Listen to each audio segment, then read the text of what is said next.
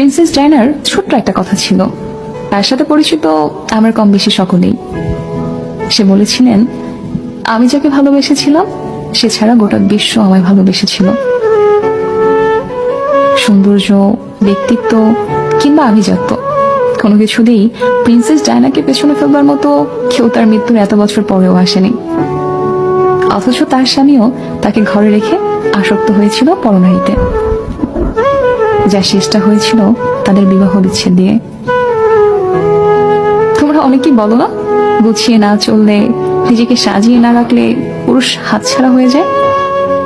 আসলে এটা পুরোপুরি মিথ্যে, বুঝলে? যার মানসিকতা নোংরা তার ঘরে হুর থাকলেও সে কাজের মেয়ে পেছনে ঘুরে বেড়াবে, আর যার মানসিকতা পরিষ্কার সে দিনের পর দিন শত শত সুন্দরী নারী উপেক্ষা করেও শুধুমাত্র তার স্ত্রীর কথা ভেবে থেকে যাবে।